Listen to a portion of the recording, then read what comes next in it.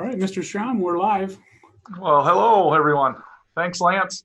Welcome again to our YouTube broadcast here at South Sioux City Community Schools. As you can see, we have some very good-looking individuals joining us on the screen today. We have our full administrative team and our SSC leadership team. So welcome to them.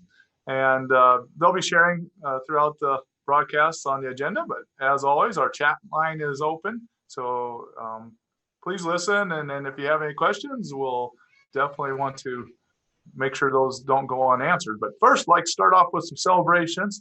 Those of you that were helping out, wanted to send a big thank you to those that helped with our graduation, our commencement exercises last Sunday. That was a great experience. Tons of positive feedback from the families that were involved, but also something that usually doesn't happen a lot is, it was also just a really enjoyable experience, I think, for all the faculty that were involved too, and those that helped out.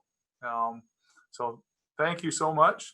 And congratulations again to our graduating class and to our educators for it's a shared achievement. And I know graduation, even though it was a different time of year this year, is always a capstone event. It doesn't matter if you had those students when they were in kindergarten or fifth grade or as seniors. We all share a huge part in their path and wish them the best.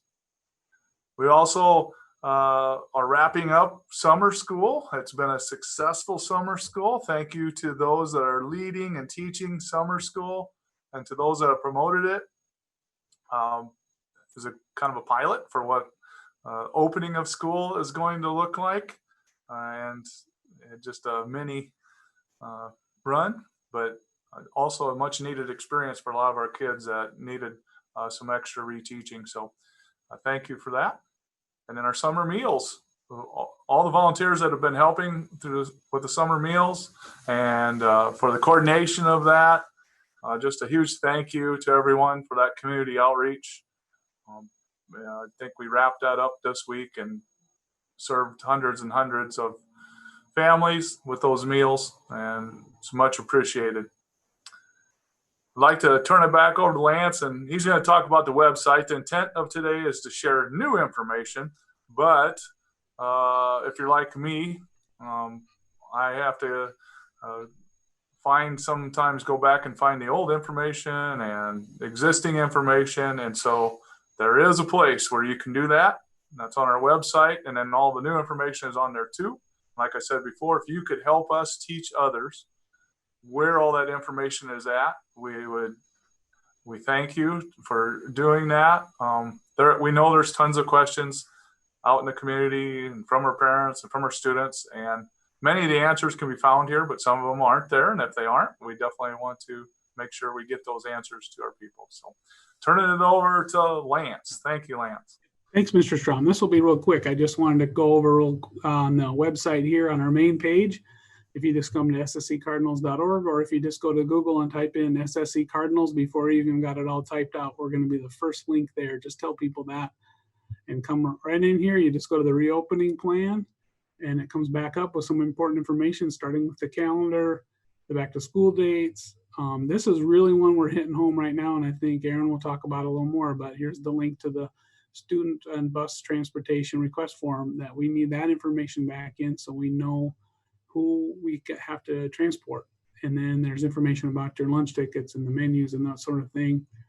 And then, of course, the summer mailer is linked right at the top here, as well as all the other pages, but it's just has all kinds of information that they should have at hand, and download that to your desktop, that PDF of your computer. You'll find it handy just to find numbers and email addresses and names of people or whatever. Right here, I want to talk about, this is where we're going to always have the color that we're in right now. We're in yellow. It seems like we're going to stay there for a while, or at least this week. So hopefully that will continue or get better, green. But obviously, if it does change to orange or red, we will make that change on here. And we will be updating some on here, as Becky will talk about. There's already been a couple small changes, not in how we operate, but in wording on a couple things, and it's so nice to be able to change it, and then everybody comes here, rather than if it was printed out or out there hard-coded. It'd be hard to make these adjustments on the fly that we need to do. I get lots of questions about where to find the opt-out for the virtual option down here. That's you click in the black box on this and you fill out that form, and that is to apply for the online learning. That doesn't necessarily mean that's going to happen. It kind of depends on the situation, and we'll be contacting those parents once we get through Friday, which is the last day to apply. We'll probably start getting back to them obviously next week, at least with what the next steps are. Up here we have the blue here is our health and safety plan, scheduling, and then once again you'll be able to click on some of these over here. If you're a staff member, which everybody on today's call should be able to click on that and see that. If you get an error message, you might be watching on a device that you're not logged in with your school account. And so just keep that in mind. With that, I'll turn it back over to Mr. Strong. There's some information on that school reopening page that helps clarify what that might look like, and guide parents and reassure them and reduce any anxiety and fear as a staff member in our parents and our students. That would be much appreciated. That's one of our goals of this reopening. So thank you, Lance. We're going to talk about the work that's going on at the building levels now. So we've invited our principals from each level. So from the high school, Ashley is present here, and I think her team members are also, but definitely you have the floor, Ashley, to share. All right, thanks, Todd.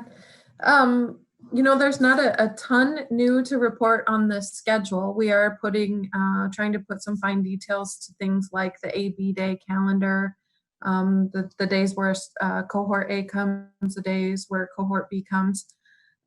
So those are things that we're working on now with the tech department and everyone that needs to be involved. The other thing that I think that we can pretty much say that trimester 1 for staff is pretty final to the extent that we know right now. I think that we've prioritized that to be in order for us to get up and running. Obviously, we needed to kind of make some hard, fast deadlines about what that looks like, and we've reached that for trimester 1. So if you take a look at your trimester 1 schedule, that will be pretty solid at this point. Like I said, we're looking at the AB days and then which students are going to need some more support. So which are the students, or who are the students that are coming more than 2 or 3 days for in-person instruction. So we're trying to finalize those things with those families and those staff members. August 13th, we've decided that's the first half day for freshmen, and we'll continue with that practice. So all freshmen will report on August 13th for the half day, and we're developing a schedule for that. Friday, the 14th, we're going to create a YouTube video to kind of run through some of our processes and what school will look like for every student. We also need some information from students about technology access at home and lunch and some items that we need from students. So they're going to be required to participate in some sort of survey or assignment that we can gather information from on that Friday also. I think the other hot topic as far as scheduling goes is what does attendance look like? And we're still receiving some guidance. I think we're pretty close to being able to develop a process for what attendance looks like on an in-person day and what attendance looks like on a remote day. What we've communicated with students is that there will be some requirement of them every day. So we need, that's the message that we're really trying to promote, is that learning is going to take place every day. It just might look different. And so we need to spread that message. We hear the term off days a lot, and that's really not what we're going to do. We are teaching every day. And so there's going to be some sort of requirement from students. We're working closely with the SIP team. We have pretty much an all-dayer scheduled on Monday to really try and put some concrete direction for staff on what our flipped classroom should look like, what our instruction should look like, and really try and zero in on what our staff needs and get pretty specific about that so everybody feels comfortable returning with a game plan. That is what I have for an update. I don't know if there are any questions or anything on the chat to answer, but certainly feel free to reach out to me, call me, text me, email me, trying to keep up with all of that. All right, thanks, Ashley. Mr. Coviello and the middle school team are with us, and they'll talk a little bit about their changes and developments with the middle school. Welcome, guys.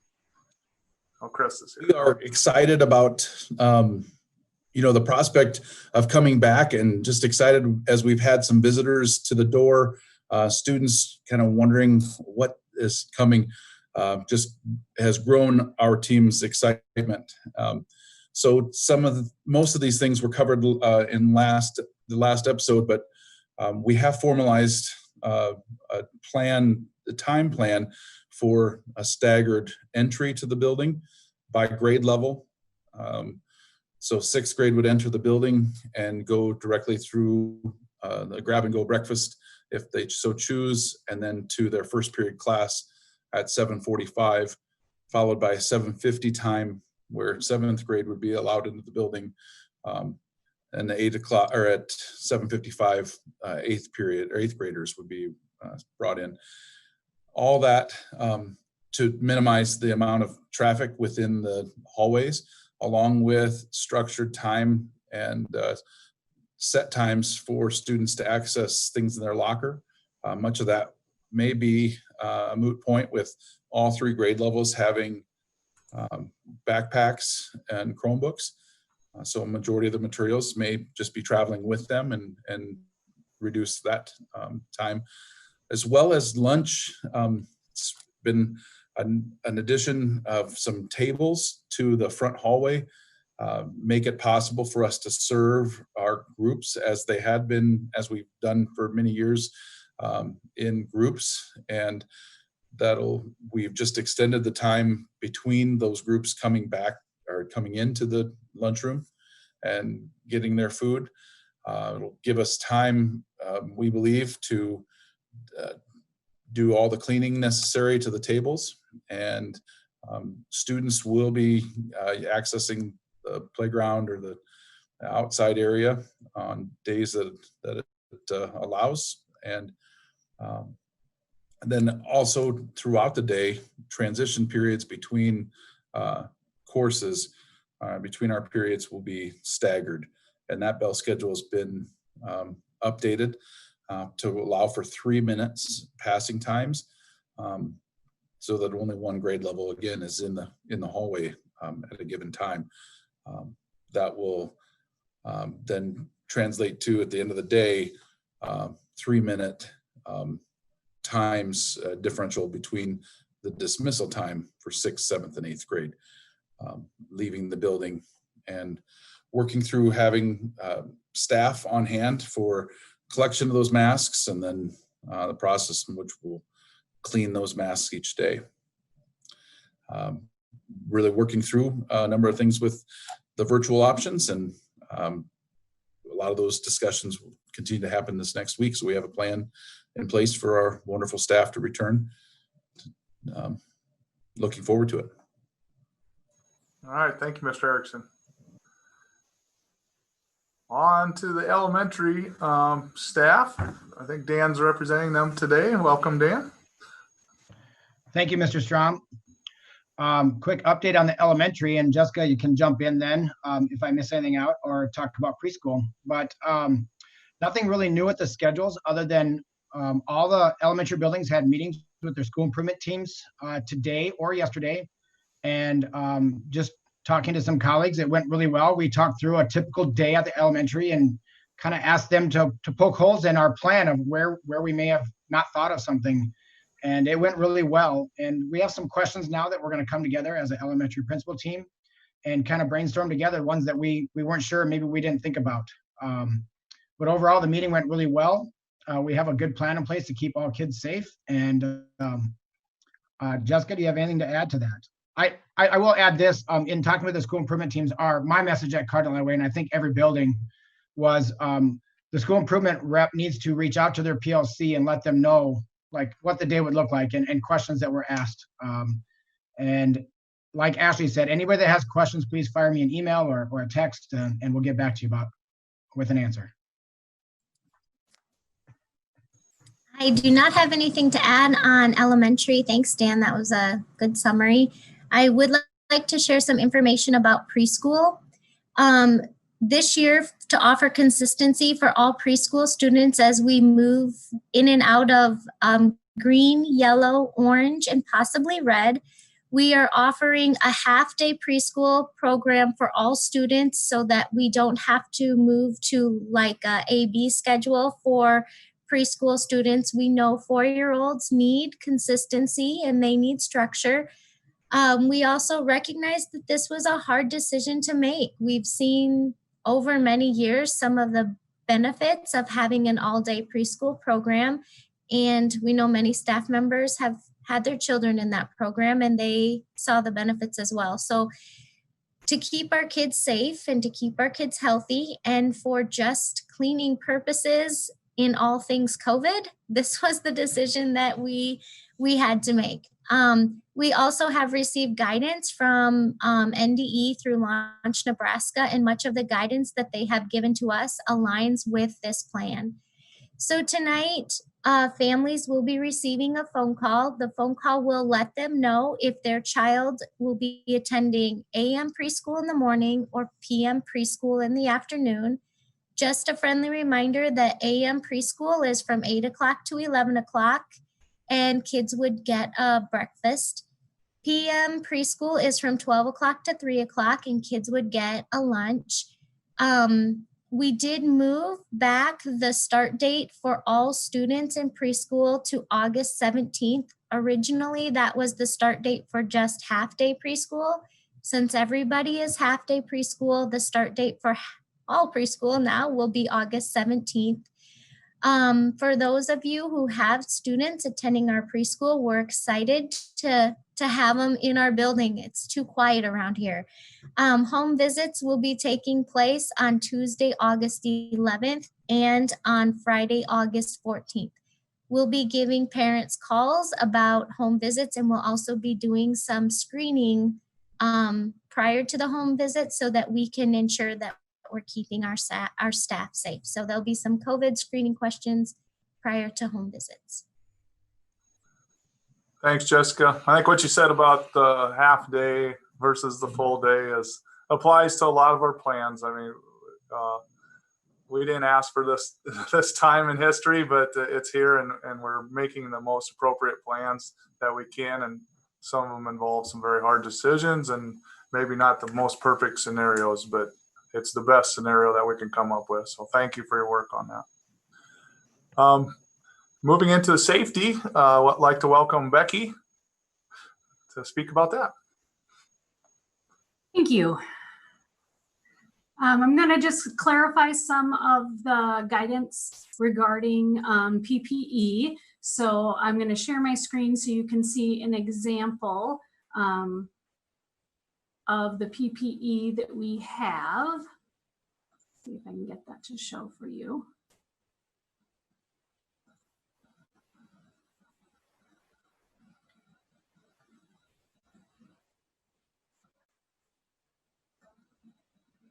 Can you see my picture of the PPE? Yes, okay, thank you. So this is an example of some of the things that your building principals are preparing for you in your buildings. This would be which each classroom or office or certified teacher would receive. We have enough for classified staff too, but typically they are working in offices or classrooms where certified staff are, so they can access the materials in those classrooms. But you see gloves, should anybody need to use them, the disposable masks, wipes, hand sanitizer, cleaning product, paper towels, a face shield. Becky, I think that our pictures supposed to be up. I can see the agenda with the examples, but I don't see the pictures. Are they on your other screen maybe? I'm sorry. I'll just, for the sake of time, I'll just keep going. Sorry. That's okay. but we have all that PPE in your building, including the South Sioux City Cardinal mask, the white mask, and a second SSC Cardinal mask will be coming here shortly. So all students and staff, again, will get 3 cloth masks. You do not have to wear, thank you, Lance. You do not have to wear the masks we're providing. If you have a preferred mask that you have used and you found that that works best for you, as long as it covers your nose, mouth, and chin, that is completely fine for you to wear while you are in our building. One of the things we are changing the wording, we just made this decision this morning, and we are changing the word feasible on our document to be require for our students. It doesn't necessarily change what our intended meaning is, but I think it cleans up the language just a little bit so it's clear to our parents and our community members. And so what that means is students are required to wear a mask unless they have a waiver or a health condition. And so we know we have students that do have some health conditions that cause them to be unable to wear a mask. And I'll have a document on our website very shortly, just waiting for some final approval on that from our council. But once I receive that, we will post it on our website for families that they know they have students that can't wear a mask to school, and they will complete that waiver, and we will work with their physicians to accommodate in any way, because we want all of our students to be safe. But it is required that students wear a mask, and that information will be posted for our families on the website very shortly. We also have some other documents that I want you to know are available to you should you be curious and want to read. I know Lance referenced some of them before. They're hyperlinked on our website. We have the rainbow safety chart that goes into some detail there, but hyperlinked at the very bottom of that is the full safety plan, and all staff have access to that. So I would encourage you, if you're curious, to take some time to look at that, because it walks through what safety procedures we'll put in place in our libraries, safety procedures that we'll put in place in the choir and band rooms, safety procedures for lunchrooms, recess. We've tried to think through as many environments as we have in our school and really spell that out within there. So feel free to review those documents. And if anything is unclear or you feel like we've left something out, don't hesitate to either make a comment on the document or shoot me an email. I'd rather know now than once we have students in our building. I can get clarification on any questions that you have. Do we have any questions? I don't see any popping up. Becky, thanks a ton. Yep. Thank you. I think that goes for everybody, what Becky said. If you have questions, please ask, get it to the individual that's closest to the work if you can. And if not, use Let's Talk or send it to Lance or I or anyone on the screen, and we'll definitely get back to you. Moving into Doyle's area, if Doyle has any updates regarding cleaning, feel free to share there, Doyle. Welcome. Well, I don't know if they're updates or not, but I've got a lot of cleaning supplies on hand. The custodians are starting to hand out the surface cleaning supplies for desks and starting to put them in every classroom, and they have a full stock in their janitor supply rooms. We're putting out all the washers and dryers. They're going in place this week, and we're hooking them up. The bottle fill fountains are starting to show up for all the schools. The hand-free paper towel dispensers are all coming next week, and then they'll be put up. And the final summer training for the custodial staff in the days, evenings, and contract cleaners will be next week, and we're ready to take off. Fantastic. Good work. Thank you. Thank you. The next area is curriculum instruction assessment. Tracy's with us today to share some updates. So, Tracy, welcome. Yes, this is a little bit out of order as far as the scheduling and staffing, but I did want to just say huge thanks to the principals obviously those who have been on contract all summer, we've worked really closely, and it's just been a lot of hours and incredibly challenging work in many ways. But high school, of course, we've been working on that for a long time, but middle school and high school principals coming back from their breaks and just diving right in. And it's, I was kind of joking with somebody the other day, and I said, I feel like I'm the old timer on some of these things because I might have like 2-3 weeks under my belt of this learning process of trying to juggle all these pieces and make it all work together. And so everyone's really come together very well, and it sounds like the conversations with teachers have gone really well, and that's a credit to the principals and talking with them and trying to explain, our rationale for different decisions and how we're trying to balance all these competing needs. So that's been our main focus, I would say, for about most of the last week or so. We still are not done with that process.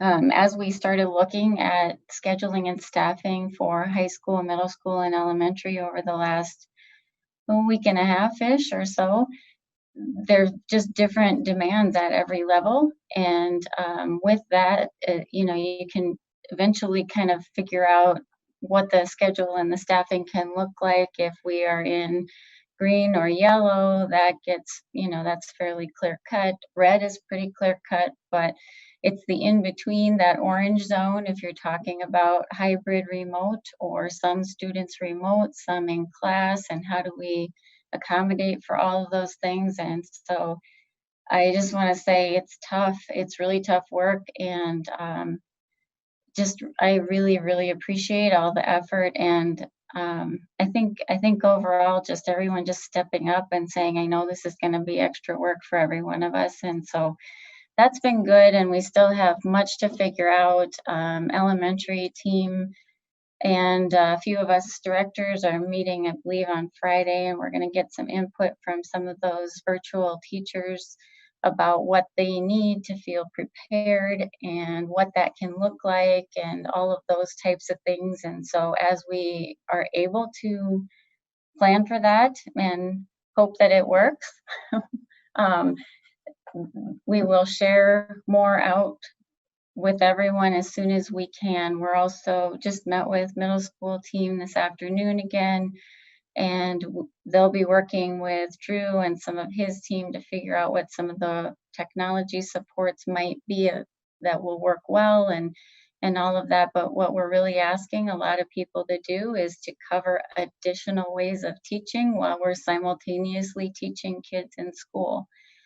And we do that because we know that kids in classrooms with highly qualified teachers and great materials is the best place for kids to learn.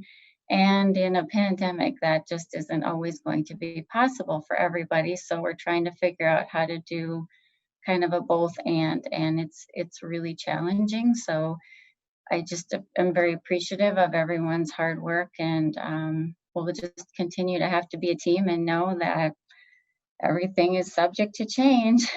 So, but we're doing the best we can. And please, I think I probably speak for all of us on the cabinet, please call us, talk to us, let us know if you have questions.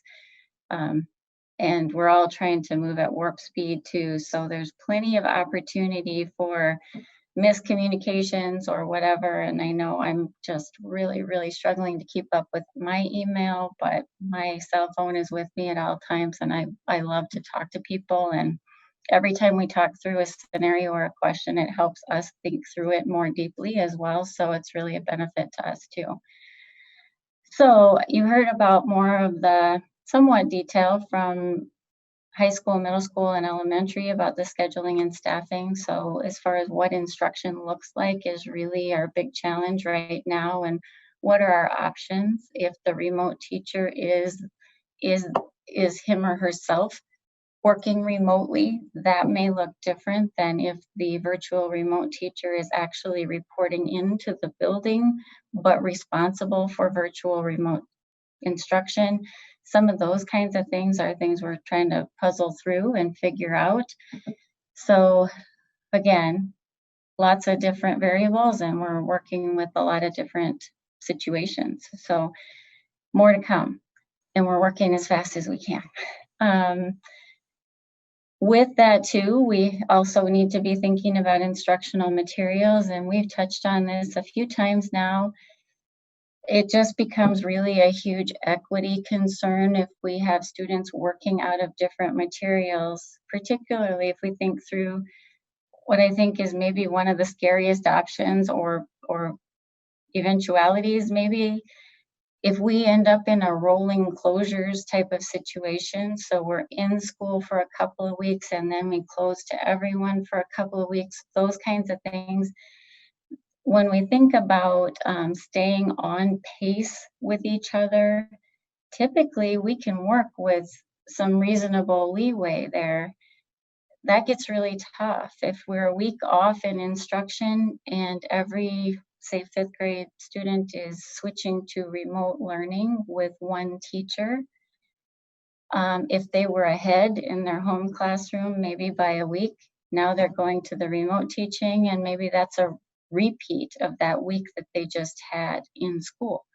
If they were a week behind and now the remote is a week ahead, there's a week of lag time in there where they haven't had exposure to that content. Then we think about the impact of materials, and if we have to, as the student, the learner has to try to reorient to different instructional materials as well. I think that's where it really starts to resonate of what a big equity issue that can be and how impactful that can be. And we end up really disadvantaging students in that way. When we know those days that they have with us in our buildings in front of our teachers are critically important, and we may not have anywhere near as many of those days as we normally would, those days really have to count, and we have to be extremely, extremely careful and focused about that. So materials matter, and that's a big deal, and pacing. So teachers will be hearing from principals about the importance of some of those things, and it is a change, and I certainly appreciate that. I think we all do, but that's something we're going to have to ask our teachers to really think differently about at this time, along with many other things. So hopefully we're able to provide adequate support to teachers through high quality instructional materials to make that happen, because the other part of that that's not really a reasonable request for teachers is to have to try to build those things themselves. So we don't want to do that. We want to support teaching and learning. I feel like I'm forgetting something with that, but I'll move on anyway, and if it comes to me, I'll go back to it. Assessments, been asked a couple times in the last several days about things like MAP testing. Formal assessment, I don't know, for those of you who've been able to log into the Launch Nebraska webinars, we are following the guidance of NDE and really all the national organizations that are weighing in on this, including NWEA. And that is really de-emphasizing those formal assessments as we get right back into school. We do not want to be greeting kids at the door and saying, here, let's go take your MAP assessment. We need to focus first on rebuilding our sense of school community, reestablishing those relationships with kids and each other. And again, to use a phrase I've used often lately, putting the big rocks in first. We're going to be focusing largely, especially at the K-5 level, on ELA and math. And then with that, infusing the SEL learning and just the general sense of school community. And so the assessment aspect is going to look much, much more focused on informal, unobtrusive assessments that are happening within the context of instruction that help the teacher know where the students are at and where we're going tomorrow. So we can do some of that just-in-time remediation that we've talked about before. Curriculum implementation planning. Obviously, as you all know, we're implementing Wit and Wisdom as our core ELA instructional program for elementary. With that, there are a couple other pieces to that. We're also have purchased a series called Geodes, which are decodable readers that are knowledge building decodable readers that are aligned with Wit and Wisdom, and a phonics instructional program called Foundations. Again, back to lots of guidance coming from all kinds of experts around the country on that. It counts more as you go down in the age levels for students, what this interrupted schooling impact is.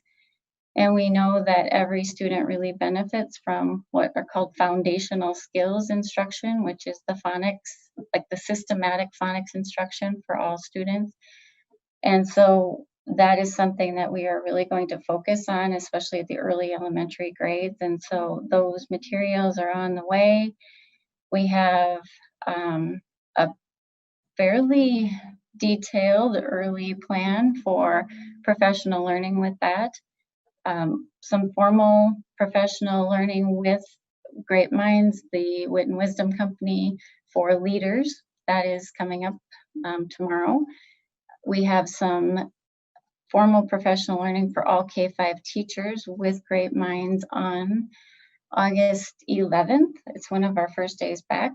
And then we have another day of professional learning for teachers with them on module and lesson study that I'm going to kind of wait and see just a little bit, get some input from K-5 teachers and see how they're feeling about it. It should come quickly, but not necessarily immediately. So that will probably be sometime in September. And we are pulling together, trying to build an implementation planning team. We have a number of people on that already, about 26, if memory serves correctly. And in that process, I've been working very closely with Emily Freitag from Instruction Partners and getting lots of great guidance from her all along the way. I have been a little hesitant to reach out to classroom teachers myself, although we want you on the committee. So if you're willing to take on something that's kind of a big commitment of time and energy and effort prior to the start of school, please reach out to your principal, let me know. But we do certainly need and benefit from multiple perspectives on that committee. We have all of our elementary principals, myself, Becky, the instructional coaches for elementary, and right now I'm going to say 6 maybe reading teachers, 2 or 3 EL teachers. I think, as if I'm remembering correctly, about 3 classroom teachers. But I feel like we need more. And what the goal of all of that is really the overarching goal for the entire year is to ensure that every teacher feels incredibly supported in this, and that is incredibly challenging. And so now that I have people back around me, and we've got a little bit of the planning done with the elementary principal team to plan schedules and staffing. Now building this team while we build our plan, fly the plane, staff the plane, and populate things as we go. Again, the more the merrier. The idea is to build a committee for implementation leadership for district, and then also identify a group of people at every elementary building to get some additional professional learning, those kinds of things, and also act as like informal supports within every building. And our PD planning for that will be at least throughout this year. And so that's where we are with that. Much more to do, but we're working as fast as we can. And I really appreciate the people who've been teachers, especially not on contract, willing to step up and be a part of that committee. It's incredibly important work. So thank you. And with that, I'll stop talking. I feel like I've been talking a long time. Any questions popping up for me at this time? Or other things I should be addressing? I don't see any questions. Thank you, Tracy. I don't see any questions popping up. I just wanted to reiterate what you said about the supports. I know we had the SSCA leadership. I'd welcome them, anyone to speak at this time. But we had a meeting yesterday, and I know there was an email shared with association members about that meeting. And that's just the message I want to send to everyone.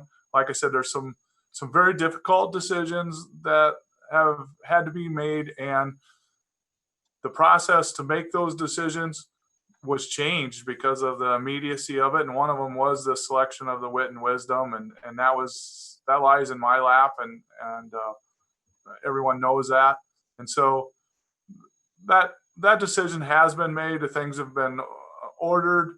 And when I say that, I mean, we're going to try to wrap as many supports around our people. Nobody is going to be left to fend for themselves. And I know there's a lot of anxiety and just unknown. We'll try to share as much as possible, just like the implementation team knowledge. You know, a lot of work is going on.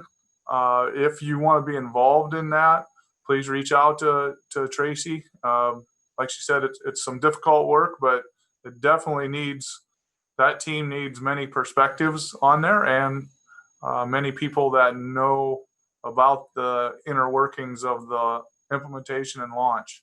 And then our hope is, to implement and launch the curriculum and eventually move into more of the school improvement model with our curriculum. So appreciate the association leadership's cooperation, but also just, I wouldn't say courage, but at least the relationship, because it doesn't exist in many districts where they're willing to come forward. It's like many things, that communication is just huge. We know there is no way as a cabinet, as district, that we are keeping up with 100% of the communications. So we depend on you to ask questions sometimes, and also to bring that to us if we're moving without sharing things. Everything is intended to be transparent if it can be, without breaking confidence in some matters. But thank you for the association communications.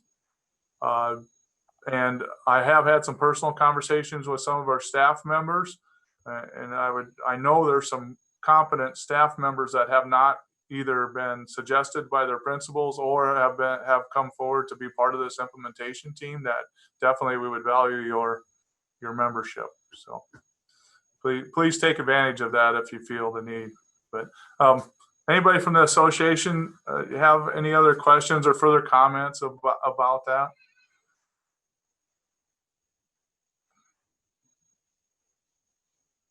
All right. Well, thank you very much. I think we ended our conversation yesterday by the statement that was in that email about, everybody's trying to do the best we can, but not all of our choices are going to be the perfect ones, and they're probably none of them are going to be perfect. We're just trying to make the best choice for our kids, but they're all going to compromise someone or in some way, different people. But the hope is that we never compromise our students. So, Mr. Strom, I'll speak up a little bit. Yeah, please do. I think we appreciate the opportunity to represent our staff members, and for you as an administration that you welcome that input, and that you are willing to listen and to gather that information from the teacher's perspective on how things might look different to them, or how things are perceived by them, or how that process is taking place with, or sometimes possibly without them. So we do appreciate those opportunities, and we also appreciate the welcomeness. I don't know if that's a real word or not. I might have just made that up. but appreciate that opportunity that you say, yeah, come on in and tell us what's going on. Give us the feel for what's happening so that we can go in and have some very honest conversations without the feeling of that, oh my gosh, now I'm going to get in trouble for conveying that or to bringing that to you.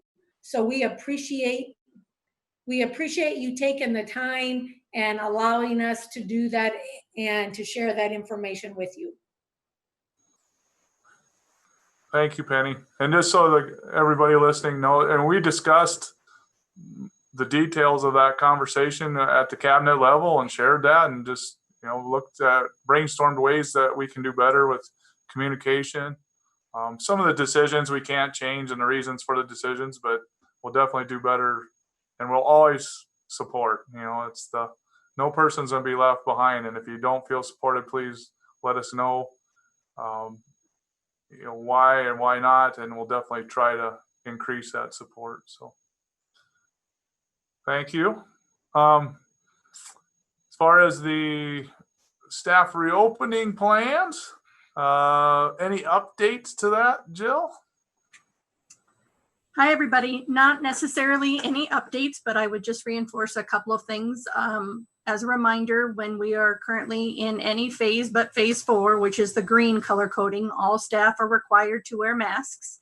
As Becky said regarding students, it would be the same process if there's an accommodation or medical need that we would need to evaluate. We will provide the forms for that, but just feel free to reach out and let me know so we can start that process.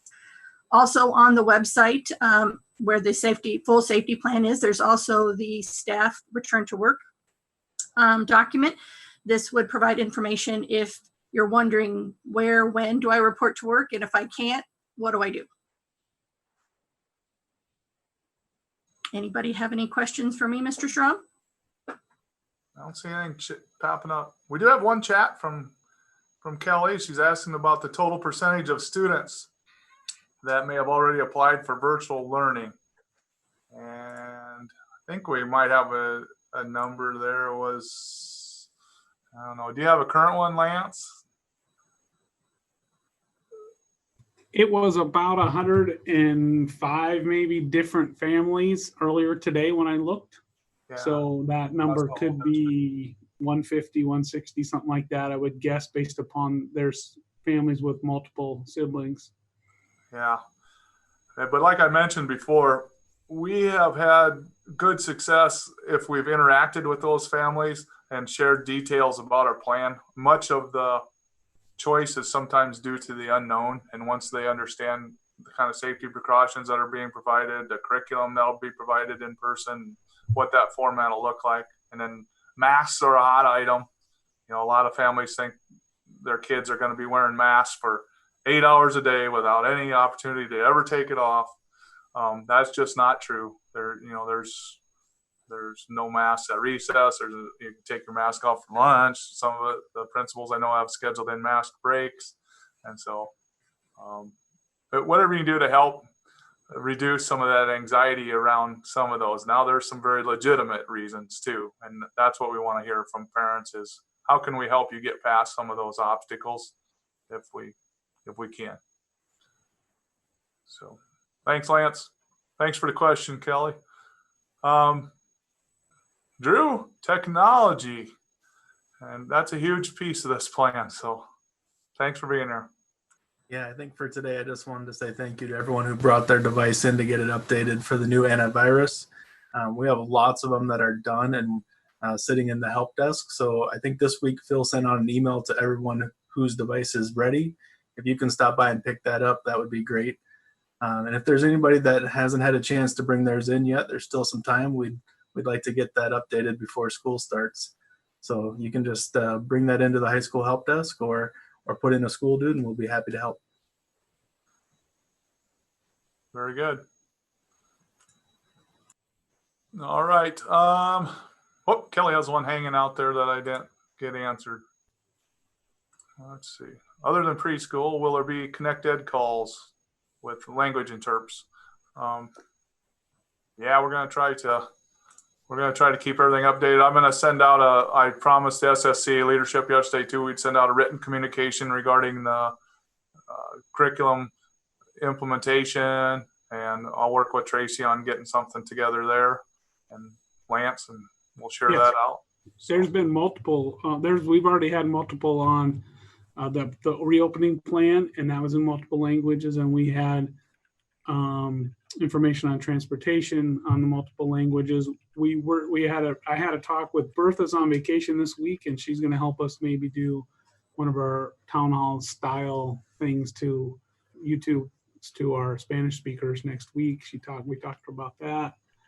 And so, yes, we've got some stuff in the works, and trying to replicate as much of that as we can in the different languages and have it available. And I love those kind of comments and information, so I'll keep that coming. Very good. Thank you.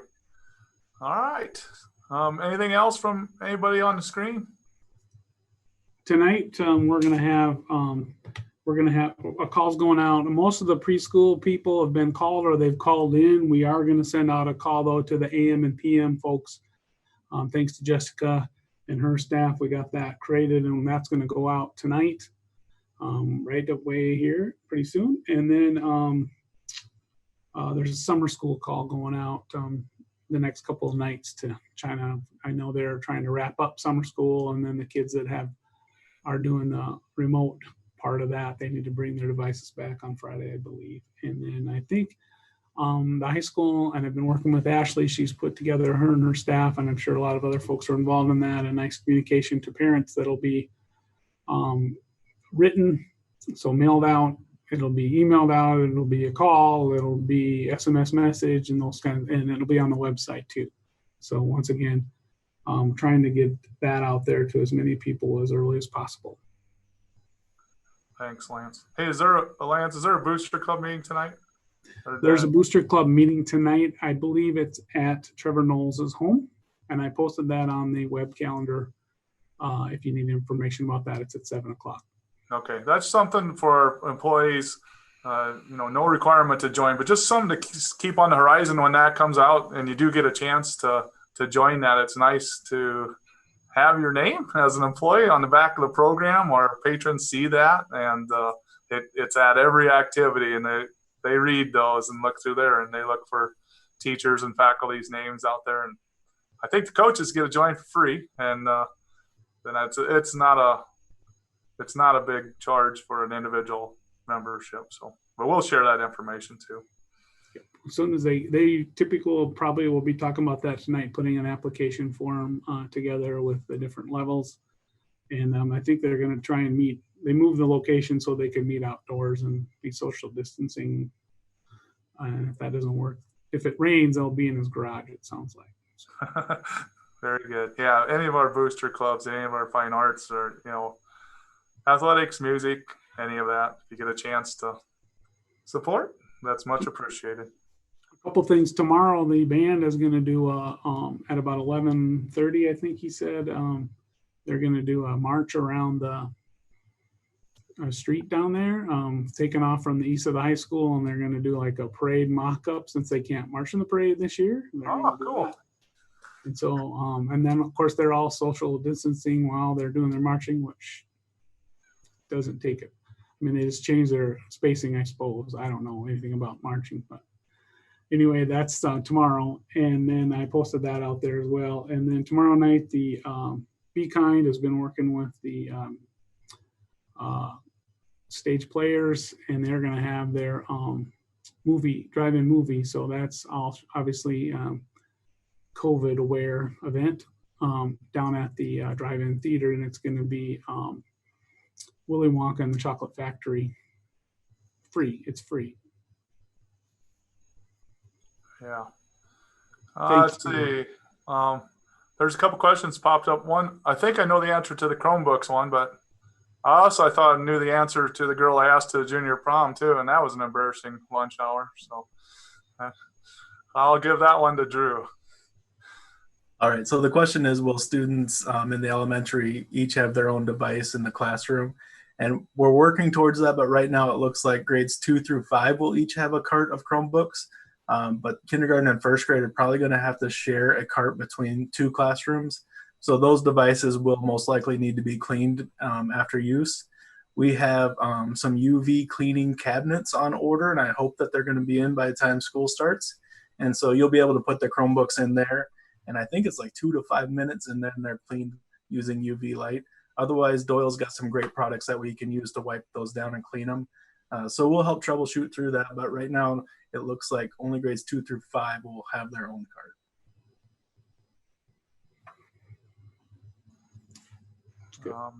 There's a question about the Connect Ed call on the remote learning deadline. And we probably will send out some kind of a reminder. We've sent out a couple and we haven't been as clear on that deadline. And we talked about that a couple nights ago. And I probably will do something tomorrow night on that. It's probably not a bad idea. Yeah, we'd like to include some more information around that decision, you know, instead of just giving that deadline out there, so people are making that decision for the right reasons. So. And remember, it's just an application for remote learning, so that doesn't mean that if they're signing up, I mean, they're more than likely they'll get it, but we need to walk through some things with them. And of course, we have to establish all that. But a lot of that is kind of dependent on the numbers we get signed up. So it's kind of a who's on first situation. I can chime in on that too, Lance. Those are some of the questions that are really incredibly challenging for us. And I have had a couple people ask me about, you know, if this person is doing virtual remote and this person is in a support role, then how does that work? And it just turns into a really tangled up, one decision impacts something else, and it turns into a very difficult situation. And so we're trying to control the variables that we can control to the extent that we can. And also, one of the things I'm working on right now is figuring out what other additional options or supports we can offer for teachers and students with that in terms of remote instruction. So checking on a few things as far as what some resources might be, and as I have that information, I'll be sharing that with principals first, and then hopefully when we meet with the elementary team on Friday to talk more about the remote learning, I'll be able to offer some more supports for that. But a lot of things in the hopper right now, so it's a little bit too soon to be more specific than that. But just please know we are working on every way we can humanly support as many people as possible, because it is just all of these things turning into variables that you thought were constants is really, really challenging. So one other thing I forgot to mention before that I would like to take just a second to talk about is the curriculum implementation district team that I had mentioned earlier. I sought some input from them yesterday about some communication options. They suggested a YouTube live kind of like this. I said, I'm gonna need to phone my friends Lance and Drew and ask them to help me figure out, how do you do this? I don't know how to set it up. I just usually log in. So we're working on that. And so if there are specific questions that I need to be addressing, I did work through some of the big ticket items that I'm sure people have questions about and got some input on that. But I know there are things that people probably want to know that I would appreciate some input from people. So if teachers have specific topics that really need to be addressed in that, please send me an email and we'll try to plan around it and manage an agenda in a reasonable time, but also hit on the things that people really want to talk about and have some more information about. And when we can set that up, I'll probably also have Lance help me with communicating that. So that's it. That was what I forgot earlier. Thank you. All right, thanks, Tracy. All right, I'm not seeing any more questions pop up. So thanks to everyone that's tuning in. Looks like we had a pretty good number of our staff on there, which is great. So spread the word to your colleagues if you learned anything today. And we appreciate everyone for joining us on the Zoom meeting. So have a great night. Until next time, goodbye.